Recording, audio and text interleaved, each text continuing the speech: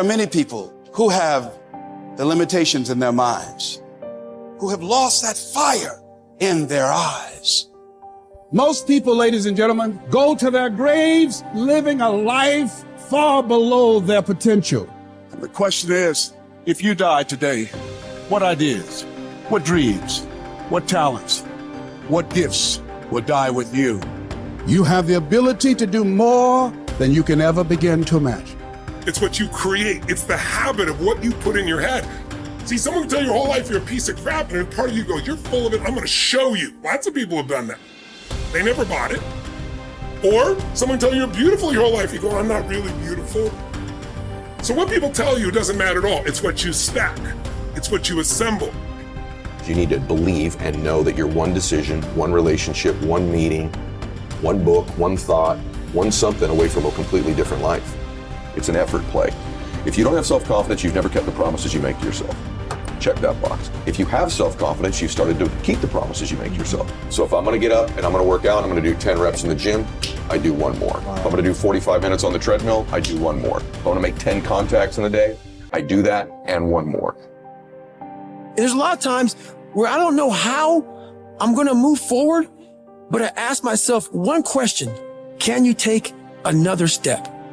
And that answer is always yes. You're passing through that keyhole. But if you pass through it, then something massive opens up on the other side. And it is definitely the case that disciplinary institutions, universities, are exactly that, is they're places of guidance, and they're places to encourage people to develop the discipline that's necessary to see beyond the discipline. I mean, that's why we have disciplines, right? I mean, the words aren't there by accident. And once that discipline was established, then the disciplined mind could explode in every direction, which is precisely what happened. And that's the thing about growing up, is that when you're a teenager and a young adult, you have to sacrifice everything you could have been as a child to be the one thing that you're aiming at. But then that opens up, and the universities are part and parcel of that process. Change is automatic, but progress is not. Start today, right now. What do I really want in depth? What are the rituals that will get me there? And then get yourself to start a few of those actions and lock them in place. If you make the changes in yourself, you're going to be proud, and no amount of money or accolades from other people can mirror the feeling of being proud of knowing you've taken back control of your life. Everything in life is always changing. We don't have to work on change.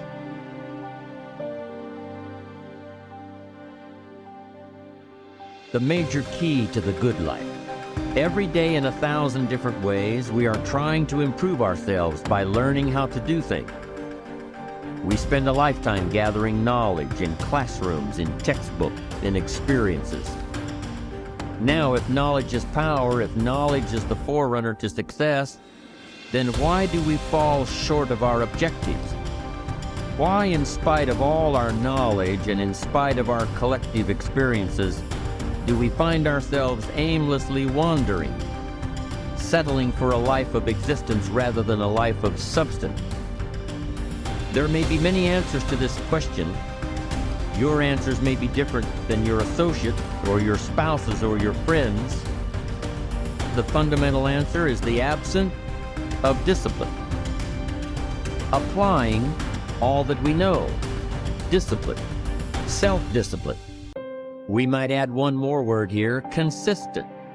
Consistent self-discipline. It doesn't really matter how smart you are or how much you know if you don't use it.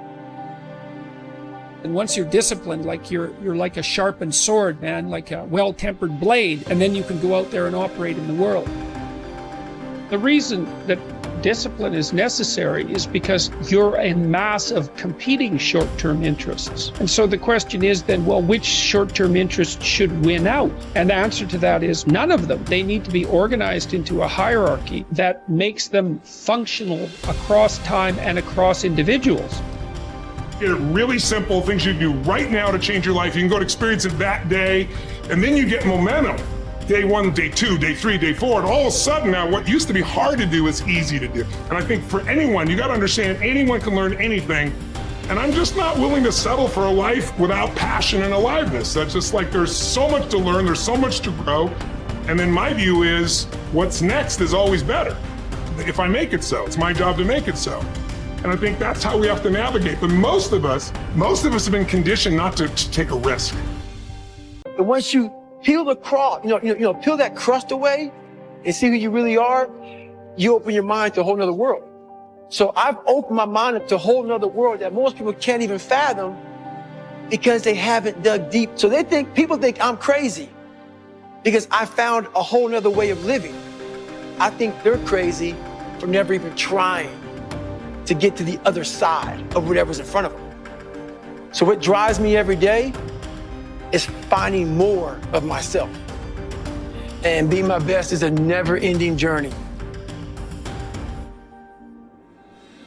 It is said that the master swordsman Nakayama Hakudo would practice drawing his sword some 2,000 times a day. At the Hayashizaki Temple, in one marathon of endurance training, he was recorded drawing his sword 10,000 times in a single 24-hour period. We can imagine the sheer speed required to do this. And also the deliberateness to do so many reps in so little time. But why would he do such a thing at all? Because, as Octavian's teacher Arrius Didymus said, practice over a long time turns into second nature. We don't rise to the occasion, we fall to the level of our training. The samurai Musashi was once challenged by a warrior named Miyake Gunbei, a man who thought himself one of the best in the world. On his third attack, frustrated by his lack of success, Gunbei charged at Musashi in an aggressive lunge. Musashi, having prepared for this exact scenario countless times, replied, "That is not what you should do," then parried the blow with one sword and watched as the man gashed his own cheek against Musashi's other sword. How had he known? Practice. Chotan Siki Ren was Musashi's phrase. Training from morning to night. Oh, you've done that. Okay, do it some more. And after that, more. 1,000 days of training to develop. Musashi would write 10,000 days of training to polish. For a samurai, there was no such thing as pretty good. If a pretty good swordsman met a better fighter, he would die. It's like the Basketball Hall of Famer Bill Bradley's observation. When you are not practicing, refining, working, somewhere someone else is, and when you meet them, they will beat you or kill you. Gunbei was lucky enough to learn this lesson and live to tell about it. In fact, after Musashi treated the man's wound, Gunbei accepted that he was outmatched and became Musashi's student, training and practicing under him until he was no longer prone to the mistakes that come from such rashness.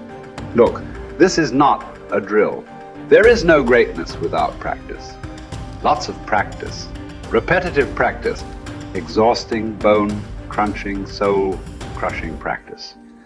And yet, what emerges from this practice is the opposite of those three feelings. Energy, strength, confidence. You deserve that. Yes, your body will burn, but that's the evidence. From that burning comes real heat you can apply to your craft, to your work, to your life. The cellist Pablo Casals practiced continually late into his life, even long after he was widely considered a master, because he believed he was still making progress. In fact, we might say that progress and practice are synonyms. You can't have the former without the latter. And the latter is worthless without the former. Drawing the sword from the scabbard, thrusting, blocking. To build up your stamina for those skills, you lift weights, you do conditioning. To put it all together, you spar. It's the same with music. You can jam with other talented musicians. You can put all those sessions together to learn new songs. But before all that, as Casals did, you can simply practice your scales in your bedroom for hours upon hours. What are those scales for you? You better know, and you better be doing them. No matter what you do, practice will make you better. Florence Nightingale wanted young nurses to understand that nursing was an art that required as hard a preparation as any painter or sculptor's work. Churchill spent many evenings practicing his impromptu performances. Only you know what it will look like to train in your art like a samurai, an Olympic athlete, a master in pursuit of excellence. Only you will know what you need to practice from morning until night. what to repeat 10,000 times. It won't be easy, but in that burden is also freedom and confidence. The pleasure of the flow state, the rhythm of second nature, the quiet calmness of knowing that from the practice, you'll know exactly what to do when it counts. The pride and the dependability of doing it too.